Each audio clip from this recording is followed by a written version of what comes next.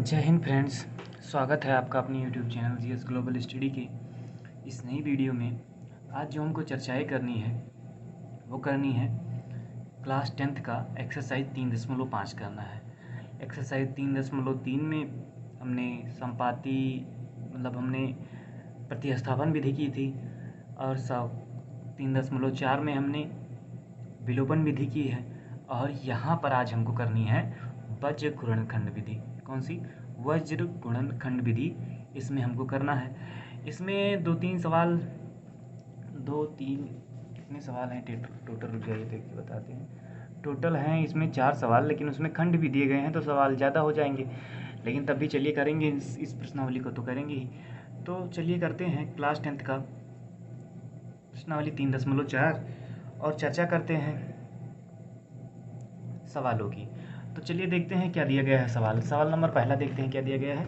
तो सवाल नंबर पहला हमको दिया गया है, निम्नलिखित समीकरण के युग्म को में से किसका एक अद्वितीय हल है, किसका कोई हल नहीं है, किसका अपरिमित रूप से अनेक हल हैं और अद्वितीय हल की स्थिति में उसे वज्र गुणनखंड विधि से ज्ञात करना है। तो हमने पिछली वीडियो में जब हमने 3.2 किया है, जब हमने 3.2 किया था तो उसमें हमने आपको बताया था कि अद्वितीय हल क्या होता है, अपरिमित रूप से अनेक हल क्या होता है, और एक था जिसका कोई हल ना हो, अद्वितीय हल वही होता है, और जिसका एक से अधिक हल होता है। तो यही सारी चीज़ें हमने पिछली वीडियो में पढ़ी हैं। तो अब देखिए यहाँ पर हम ज़्यादा डीप में नहीं जाएंगे, आपको थोड़ा बहुत समझा दे रहे हैं कि क्या चीज़ें और क्या प्रोसेस था। देखिए सवाल पढ़ ले, एक बार फिर से पढ़ लीजिए कि निम्नलिखित समीकरण के युग्मों में किसी एक का अद्वितीय हल है, किसका एक अद्वितीय हल है, किसका कोई हल नहीं है और किसके अपरिमित रूप से अनेक हल है। अद्वितीय हल होगा मतलब ये 3 स्थितियां आ सकती हैं, या तो अद्वितीय हल होगा, या कोई हल नहीं होगा, और या फिर अपरिमित रूप से अनेक हल होंगे। तो जब अद्वितीय हल की स्थिति आएगी उसमें हमको वज्र गुणनखंड विधि से सॉल्व करना है। अगर किसी में जिसका कोई हल नहीं है आता है और या फिर जिसके अपरिमित रूप से अनेक हल आते हैं, उनमें हमको वज्र गुणनखंड विधि का उस नहीं करना है। केवल किस स्थिति में करना है? जब अद्वितीय हल की स्थिति बनेगी तभी हमको उसे वज्र गुणनखंड विधि से करना है। तो पहले एक बार हम आपको बता देते हैं कि कब अद्वितीय हल बनेगा, कब कोई हल नहीं बनेगा और कब उसके अपरिमित रूप से अनेक हल होंगे। तो चलिए एक बार देख लेते हैं कि हमने पिछली वीडियो में आपको बताया है एक बार भी, लेकिन आप फिर से यहाँ पर एक बार देख सकते हैं। हो सकता है अगर आप भूल गए हों तो एक बार आपका रिवीजन भी हो जाएगा। तो देखिए अगर क्या होता है, A1 होता है अपान A2 होता है बराबर B1 अपान B2 बराबर C1 अपान C2।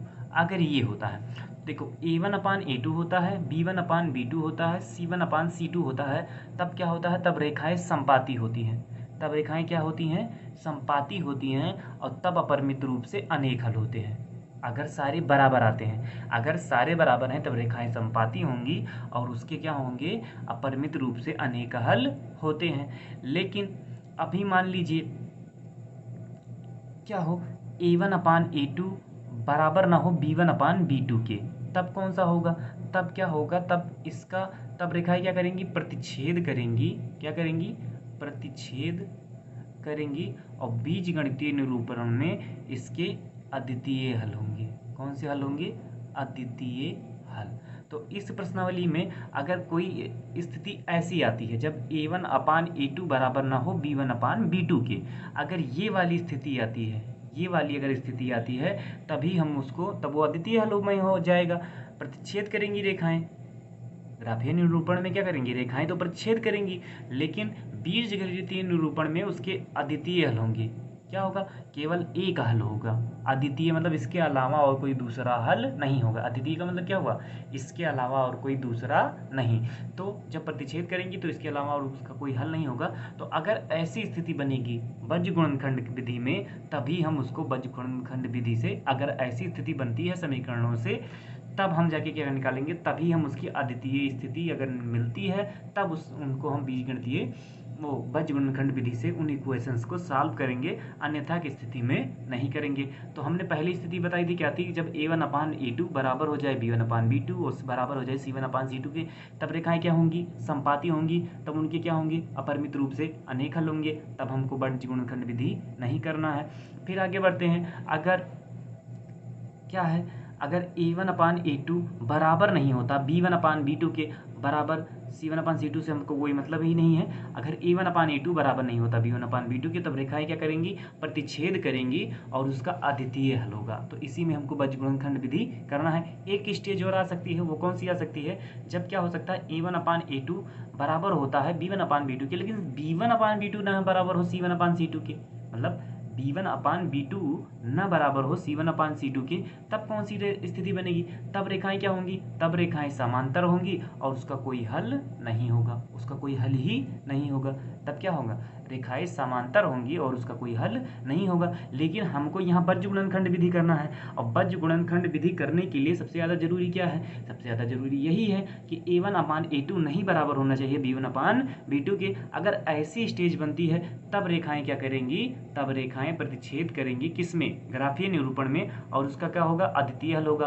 और ऐसी स्थिति जब बनेगी तब जाके हम उसको बीजगणनखंड विधि से सवालों को करेंगे, अन्यथा की स्थिति में जैसी स्थिति बनेगी हम उसको वैसे ही करके क्या करेंगे, छोड़ देंगे, वैसे ही करके उसको क्या कर देंगे, छोड़ देंगे, मतलब वो लिख देंगे कि कैसी स्थिति बन रही है। तो चलिए इसका क्वेश्चन नंबर पहला करते हैं, पहले का पहला सवाल। पहले इसमें देखिए 4 सवाल दिए गए हैं, कौन से कितने सवाल दिए गए हैं, 4 सवाल। एक बार फिर से सवाल पढ़ लीजिए, निम्नलिखित रेखीय समीकरणों को युग्म में किसका एक अद्वितीय हल है, किसी का कोई हल नहीं है, या किसके अपरिमित रूप से अनेक हल हैं। अगर अद्वितीय हल की स्थिति में बीजगणनखंड विधि से हमको सवालों को करना है, केवल किस स्थिति में करना है, तो अद्वितीय हल की स्थिति में हमको बीजगणनखंड विधि से हमको सवालों को सॉल्व करना है। तो चलिए इसका पहला सवाल करते हैं। पहला सवाल देख लीजिए आपको क्या दिया गया है, और हम यहाँ नोट करके करना चालू करते हैं। क्वेश्चन नंबर इसका पहला क्या दिया गया है, तो वो दिया गया है x minus three y minus 3 और बराबर क्या दिया गया है, 0। तो तुलना करेंगे सबसे पहले, इसकी किससे तुलना करेंगे, तो a1x plus b1y plus c1 बराबर 0 से तुलना कर लेंगे। तो a1 बराबर कितना आ जाएगा, 1 आ जाएगा, b1 बराबर कितना आ जाएगा, -3 आ जाएगा, और c1 बराबर आ जाएगा हमारा -3। फिर आगे बढ़ते हैं, दूसरा इक्वेशन इसका लेते हैं, वो कौन सा दिया गया है, 3x माइनस 9y और -2 बराबर कितना दिया गया है, 0। अब इसकी भी किससे तुलना करेंगे, a2x से करेंगे, b2y से करेंगे, प्लस c2 बराबर 0 से तुलना कर लेंगे। तो a2 बराबर हमारा कितना आ जाएगा, 3 आ जाएगा, b2 बराबर हमारा कितना आ जाएगा, देखिए जिसमें माइनस लगा होता है उसको चिन्ह के साथ लेते हैं, माइनस लगा था इसलिए हमने चिन्ह के साथ ले लिया है, यहाँ भी माइनस लगा है इसलिए इसको भी चिन्ह के साथ लेंगे। तो यहाँ कितना हो जाएगा, ये हो जाएगा -9 हो जाएगा, और c2 बराबर हो जाएगा -2 हो जाएगा। ठीक है, अब हम उस स्थिति को पैदा करेंगे, देखेंगे कि कब उसका कोई हल नहीं होगा, कब अद्वितीय हल होगा, और कब उसका कोई हल नहीं होगा। तो चलिए इसको करते हैं। इसके लिए हमको क्या करना पड़ता है, a1 क्या करना पड़ता है, a2, b1/b2 और बराबर क्या करना पड़ता है, c1/c2। तो सबका मान रखते चलते हैं। a1/a2, a1 का मान कितना है, 1, a2 का मान कितना है, 3, तो 1/3। b1 का मान कितना है, b1 का मान -3, b2 का मान कितना है, -9। फिर आगे बढ़ेंगे, c1/c2, c1 का मान कितना है, -3, और c2 का मान है -2। ठीक है, c2 का मान कितना है, -2। अब देखिए एक तो 1/3 कटेगा नहीं, ये माइनस से कट गया, 3 एक कम कितना हो गया, 3, 3 3 का कितना हो गया, 9।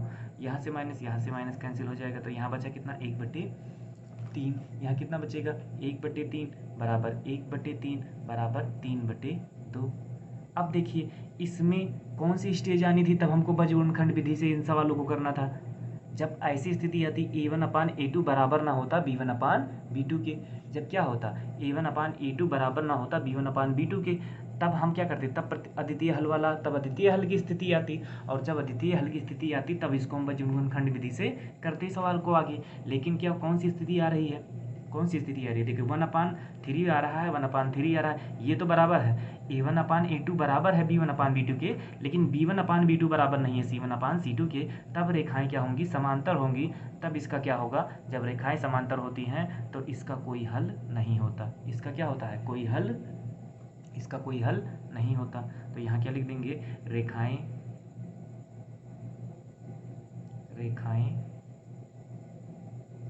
समांतर है तथा इसका कोई हल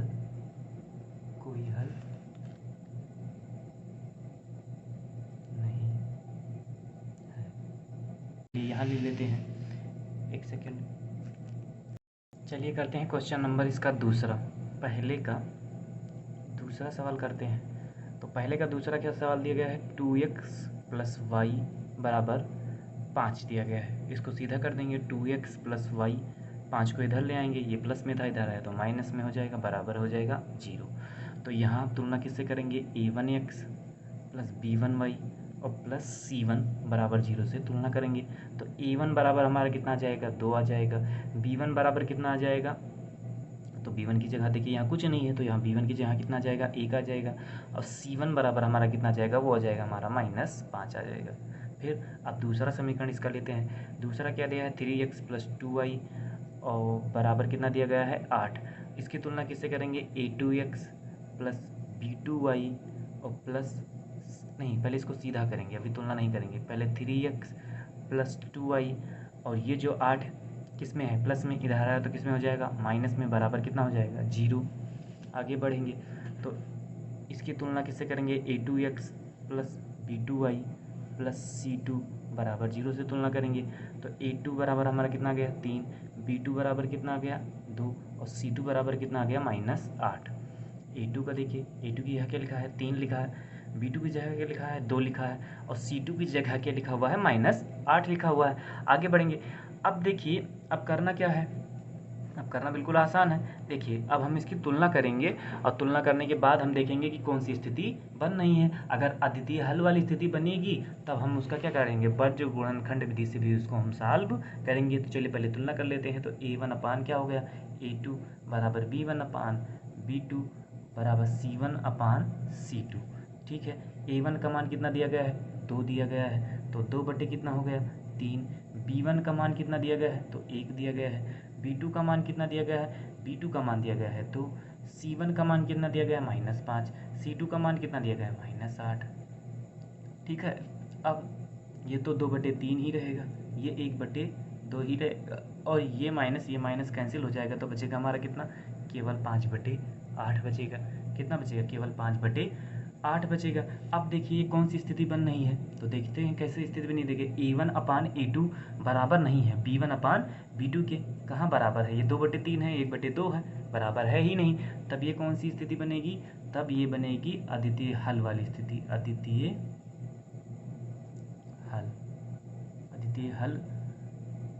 हल वाली स्थिति बनेगी। अब हम क्या करेंगे, अगर अद्वितीय हल वाली स्थिति बन रही है, इसका मतलब हम उसको बज्र गुणनखंड विधि से भी हमको इसको करना है। चलिए देखते हैं, बिल्कुल आसान है बज्र गुणनखंड विधि, कोई ज़्यादा इसमें कठिनाई नहीं है, बिल्कुल आसानी से बज्र गुणनखंड विधि लग जाएगी। केवल आपको आसानी से केवल वीडियो को समझते हुए चलना है, वीडियो को देखते रहिए, आप बिल्कुल आसानी से समझ जाएंगे कि इसमें करना क्या होता है। इसमें करना यही होता है, आप ये चीज़ याद रखिए, BC/CA/AB। देखिए x होता है पहले, इसमें क्या होता है, BC होता है, तो B1/B2 मतलब B1/B2 C1 C2 BC हो गया। फिर बराबर लगाइए y लिखिए, फिर क्या होता है, C1 C2 होता है, तो यहाँ लिख दीजिए, मतलब CA होता है, इसका मतलब C1 C2 और A तो A1 A2। फिर देखो BC CA, तब लास्ट में होता है AB, तो यहाँ क्या होगा, A1 A2 B1 B2, यही होता है। आगे देखते हैं, अब मान रखना चालू करते हैं। यहाँ x, A1 का मान हमने कितना निकाला था, A1 का मान हमने निकाला था 2। ठीक है, मान सारा ऊपर ही लिखा हुआ है। ठीक है, A1 का मान कितना निकाला था हमने, तो यहाँ A1 का तो मान रखना है नहीं, किसका मान रखना है, B1 का मान। तो B1 का मान कितना आया था, 1 आया था। B2 का मान कितना आया है, B2 का मान आया है हमारा 2 आया है। और C1 का मान कितना है -5 और C2 का मान कितना है -8। फिर बराबर देखिए C1 C2 फिर आ गया, C1 C2 का मान यहाँ फिर लिखा ही है -5 और -8। फिर क्या आया A1 A2, A1 का मान कितना आया है 2 आया है, A2 का मान कितना आया है तो वो आया है A2 का मान 3।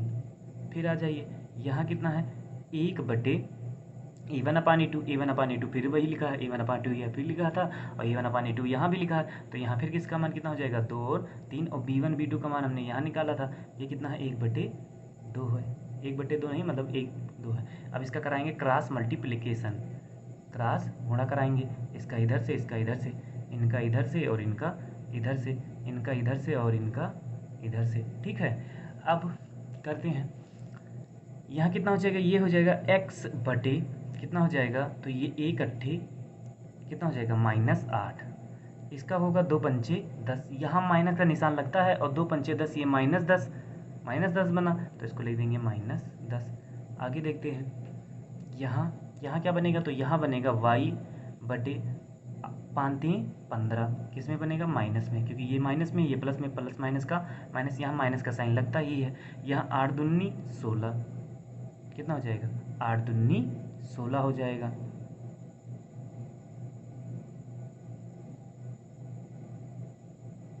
ठीक है, आगे बढ़ते हैं 8 दूनी 16, लेकिन किस में बनेगा देखिए 8 दूनी 16, ये तो माइनस में बनेगा, लेकिन 16 पहले से ही किस में है, यहाँ तो माइनस का साइन लगेगा ही, और ये किस पहले से ही किस में है माइनस में है। ठीक है, अब देखिए 8 दूनी 16, ये तो माइनस में हुआ लेकिन यहाँ माइनस का साइन लगेगा तो घटाना है ही। यहाँ कितना हो जाएगा 1/2 दूनी 4 -3 एकम 3, यहाँ कितना हो जाएगा अब होगा x बटे, देखिए यहाँ कितना होगा ये हो जाएगा -8। ठीक है, और यहाँ कितना हो जाएगा तो माइनस माइनस कितना हो जाएगा +10 हो जाएगा। यहाँ कितना हो जाएगा y बटे -15 और माइनस माइनस क्या हो जाएगा +16, और यहाँ कितना हो जाएगा 1/4 में से 3 गया तो कितना बचा 1 बचा, 1/1 बचा। अब हम क्या करेंगे यहाँ से देखते हैं उसके आगे,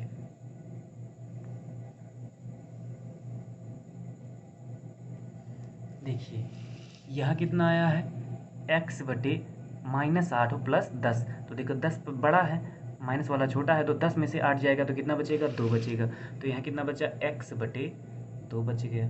यहाँ देखते हैं यहाँ कितना बचा, तो यहाँ बचा y बटे -15 और 16, तो 16 किस में है प्लस में है, 16 किस में है प्लस में है, 15 किस में है माइनस में, तो 16 में से 15 जाएगा तो कितना बचेगा 1, तो यहाँ y बटे कितना हो जाएगा 1, और C1/C2 हमारा आया ही कितना था 1/1 आया था।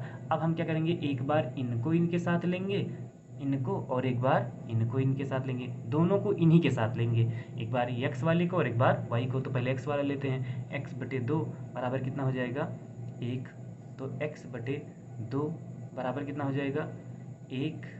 तो देखिए ये जो 2 बटे में है इधर जाएगा तो किस में हो जाएगा गुणे में, तो ये गुणे कितना हो गया 2, तो x बराबर कितना आ गया 2 एकम 2।